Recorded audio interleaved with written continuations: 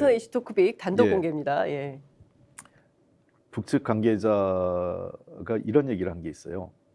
그 하노이 회담 결렬 네. 있지 않습니까? 네. 하노이 회담 결렬 과정에서 두 가지 시그널이 옵니다. 두 가지 시그널이 뭐냐면 하나는 한국 정부 입장에서는 하노이 회담이 잘 될 거고 미국이 협상에 잘 하려고 한다라는 정보를 북한에게 보냈고요. 한국 정부는. 한국 정부가 북한에. 예. 예. 반면에 일본 쪽은 예. 북한한테 예. 안 될 거다. 미국이 이렇게 깰 거다. 그 두 가지 정보가 같이 들어왔대요. 북한에. 예. 예.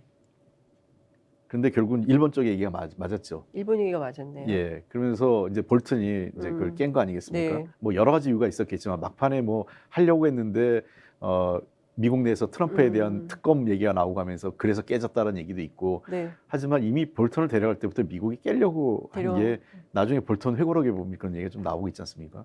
그걸 보면 그때 북한 당국자들의 판단은 일본의 얘기가 훨씬 더 정확하다. 한국이 미국하고도 정보를 제대로 공유하지 못하거나 미국의 입장도 잘 모르고 이런 그 자기들이 중재하겠다고 어설프게 나선 거 아니냐. 아이고야. 그러면서 사실은 그때 계기로 하노이 회담에 대한 북측이 그 당시 총화, 그 북측 표현대로 말하면 그런 거 잘하잖아요. 예. 항상 그때 결과를 재평가하면서 결국은 한국 정부의 역할이 자기들이 보기에는 문재인 정부가 뭘 할 줄 알았는데 별로 할 수 있는 게 없구나 이렇게 본 거고, 당연히 문재인 정부에 대한 기대감이 낮아졌는데 윤석열 정부에 대한 기대는 뭐가 있겠어요.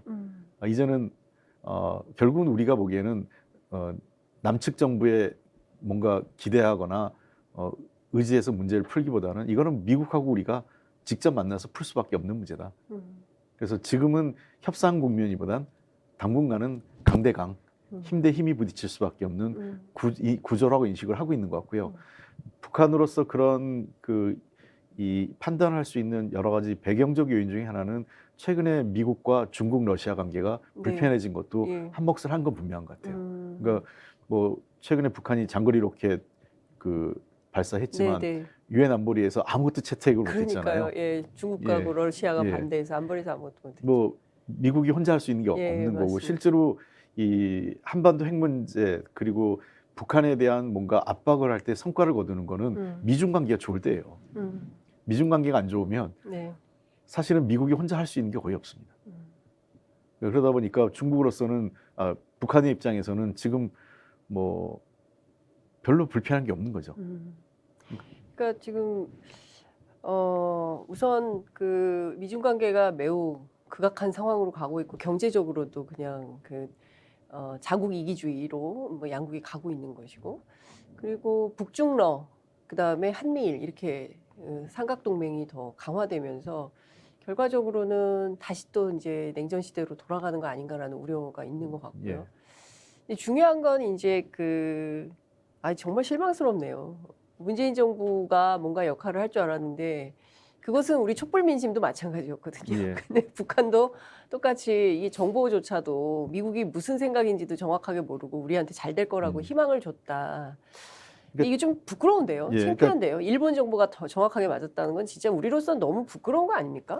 뭐 그럴 수도 있죠. 뭐 저는 뭐 그게 꼭 나쁘다고 생각하지는 않는. 우리가 뭐 무능하다는 게 아니라 오해가 있는 게 단 한 번도 미국이 그 동북아 정책에 있어서 일본보다 한국을 우선순위에 둔 적이 없어요. 그러니까 마치 보수 정권, 보수 언론이나 그 보수 정치인들이 툭하면 얘기하는 게 한미 관계가 뭐 나빠져서 진보 정권 때는 나빠져가지고 미국이 한국보다 일본을 중시한다 이렇게 얘기하는데, 아니 뭐 최대 성과라는 거 아니에요? 나토 사무소방의 한미 관계 복원이.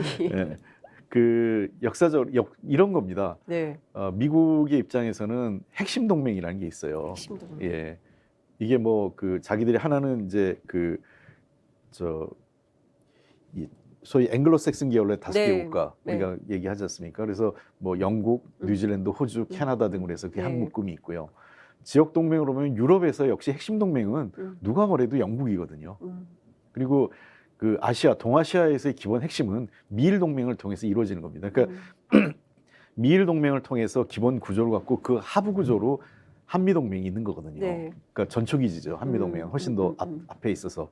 그러니까 그런 구조를 미국은 설계해 놓은 거기 때문에 네. 진보 정권이거든 보수 정권이 들었으든 한 번 관계없이 미국의 정책적 우선순위 이 지역에서의 우선 그 외교안보 분야에서의 우선적 파트너는 일본이었던 거예요. 그러니까 이제 그 제가 말씀드린 뭐 그건 이제 기본적인 얘기고 우리가 가장 그 잘못된 시기를 보낸 게 그 2019년이었다고 봅니다. 2019년. 예. 그 2018년에 정말 좋았어요. 네. 2018년에 그 4월달에 판문점 회담했죠. 네. 6월달에 북미 싱가포르 회담했죠. 그다음에 그 9월달에 평양 회담을 네, 했단 말이에요. 맞습니다. 그때 전제 조건이 뭐였냐면 그 쌍중단이었습니다. 쌍중단이면 이걸 그 간과한 게 있는데 쌍중단은 뭐냐면 그 북한은 핵 실험과 미사일 발사 실험을 중단하는 거였고 그 한국과 미국은 군사 훈련을 중단하는 거였어요. 그게 쌍중단이 조건이었습니다. 네. 근데 2019년에 가서 이 하노이 회담 결렬되고 그리고 예, 그 한미 군사 훈련 결국은 하게 되고 뭐 등등의 것들이 묶이면서 결국은 이제 북한으로서는 점점 실망하게 된 거죠. 그때 몇 번의 이제 북측에서 입장이 나와요. 네. 한미 군사 훈련을 하지 마라. 네. 근데 그 당시 이제 문재인 정부에서는 좀 간과했던 게 있어요. 간과했다. 예, 그 문제에 대해서 북한은 우리가 충분히 몇 번의 정상회담을 거면서 신뢰 관계가 있다. 그리고 제가 특히 그 당시 청와대 관계자나 외교안보 분야에 있던 사람들한테 정말 많이 들었던 얘기가 김정은 위원장하고 김여정 부부장이 우리 문재인 대통령을 너무 좋아하고 존경한다. 이런 얘기를 많이 했어요. 언론에도 엄청 나왔습니다. 예. 그래서 실망하지 않을 것이다. 예. 그래서 지금 북한 문제는 이 정도로 했으니까 지금은 미국하고 잘해서 미국을 좀 설득해서 미국이 좀 이 한반도 문제 또 북한 문제에 대해서 뭔가 그 뭐랄까 정책의 유연성을 발휘하시도록 하는 게 중요하다. 뭐 저는 늘 정책이라는 거는 뭐 어느 게 그 맞고 틀리다 이렇게 얘기를 하진 않아요. 선택의 문제니까. 그분들의 판단이 맞을 수도 있어요. 근데 결과론적으로는 결국은 그 선택은 좋지 않은 선택이었고 결과론적으로 실패했던 거죠. 그러니까 북한이 봤을 때는 그 북한하고 약속, 북한하고의 어떤 이 해야 될 그 남북한의 합의보다는 미국하고의 문제를 우선하다 보니까 그때 그 또 하나 묶였던 게 그 워킹 그룹도 만들었잖아요. 네, 맞아요. 그러니까 약속했던 남북 교류나 인도적 지원조차도 안 되고 워킹 그룹을 통해서 우리가 무슨 뭘 보낼 인도적 지원 물자 보내는 것도 다 막혔잖아요. 맞아요. 그것도 안 됐고 개성공단 사업이라든지 금강산 사업 복원도 하나도 이루어지지 않았고요.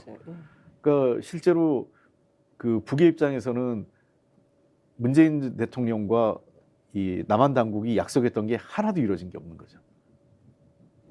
그리고 갑자기 너무 속상하다. 쌍중단 문제가 갑자기 그 해체되면서 그럼 우리만 아무것도 안 하는 거네? 이런 생각이 북측 사람들 얘기 들으면 재밌는 표현들을 해요.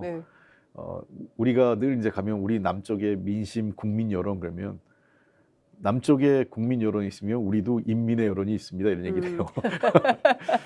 이제 그거는 이제 북측의 정치 시스템을 보면 우리가 약간 오해하는 거는 그 김정일 또는 김정은 위원장이 자기 맘대로 한다 이렇게 생각하는 게 있어요. 물론 우리나라 대통령보다 훨씬 권한이 세죠. 그렇죠. 그러나 저쪽도 나름대로의 그 집단지성이 집단지성이 발현되는 거예요. 예를 들면 아니 이거 문제가 있는 거 아닙니까? 그러니까 소식 남북 대화를 강조하는 남북 대화나 북미 대화를 강조하는 그룹이 있는가 하면 자체 핵무력이나 그 군사력 강화를 주장하는 세력도 있는 거죠. 근데 봐라 우리는 다 내줬는데 저쪽은 안 해주고 그럼 우리도 강화해야 되는 거 아니야 하는 사람들의 목소리가 커지는 거고 매파의 목소리가 커지는 거죠. 최고 지도자는 정책 수렴하는 과정에서 그걸 계속 무시할 수 없는 거죠. 한두 번은 누르지만 계속 반복적으로 누를 수 없는 거 아니겠어요? 그러니까 자기도 설득할 때 성과가 나오면 아마 하노이의 빈손이 결국은 그런 그 정책 변화, 지금의 오늘의 결과를 가져오는 데 있어서 상당히 중요한 분수령이 됐지 않을까 생각을 하고 저는 그런 측면에서 그 당시 하여간 문재인 정부의 그 2019년과 2020년 2년에 걸친 그 결정과 선택이 상당히 아쉽다. 그리고 물론 뭐 이 외교하는 데 있어서 지도자들 간의 신뢰와 어떤 친분도 중요한데 외교와 사교는 다르잖아요. 그렇죠. 사교는 사교고 네. 외교는 외교인데 그 어떤 그 개인적인 친밀감, 그 몇 번의 정상회담을 거쳐서 개인적인 친밀감이 생긴 거를 너무 그 외교적인 문제를 풀 수 있는 그 주 본류로 봐서는 안 된다. 그 당연히 외교는 외교로 푸는 거고 네. 사적 그 관계는 그거를 풀어주는 아주 보조적인 수단인 거죠. 네. 근데 실제로 제가 이렇게 들어봐도 그 여러 경로를 통해서 제가 확인한 바를 보면 그 당시에 한 2018년부터 19년 이 당시에 김정은 위원장이 또 김여정 부부장이 우리 그 문재인 대통령과 우리 당국자 몇 분에 대해서 상당히 좋은 이미지를 가진 건 사실이에요. 네. 그러나 그걸로 끝까지 버티기는 어려운 거였죠. 그렇죠. 실질적인 뭔가 협상의 결과, 뭐 이런 외교적 성과, 뭐 이런 게 있어야 북한도 움직이는데 결국 문재인 정부가 그것을 해내는데 실패했다. 그러니까 저는 골든 타임이 2019년하고 2020년 한 상반기 네. 한 1년 반 정도. 그러니까 그 과정에서 우리가 그 기회를 놓쳤다 생각을 하고 미국도 마찬가지예요. 지금 이제 북한의 핵무력 얘기 나오니까 다시 영변 시설 확충하고 있다고 그러잖아요. 네. 근데 기억나시는지 모르겠지만 하노이 회담할 때 우리가 뭐라 그랬어요? 우리 정부가 그때 권했던 게 스몰 딜 얘기했잖아요. 맞아요. 스몰 딜이 북한이 얘기한 게 영변 핵시설 폐기였어요. 근데 미국도 이거를 성에 안 찬다. 심지어 우리 맞아요. 그 한국의 보수 언론하고 지금 현재 집권하고 있는 그 당시 맞아요. 야당이었죠.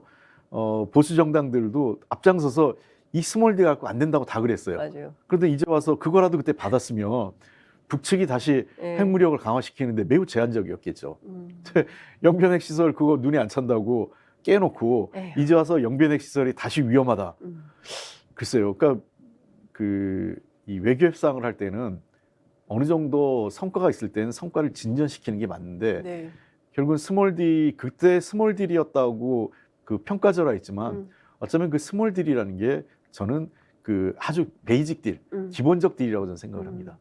결국 소탐 대실이네요. 그렇죠. 네, 조금 네. 더 뭐 큰 걸 따내려다가 예. 결국에는 아무것도 못해. 그러니까 아무것도 예. 못하고 이룬 게 하나도 없는. 예. 지금 영변핵 시설 얘기하니까 YS 시절로 돌아간 것 같다는 생각이 93년 핵위기로 다시 돌아간 거 아닌가 싶습니다. 30년 전으로 돌아가면 이거 어떻게 되는 겁니까 싶은데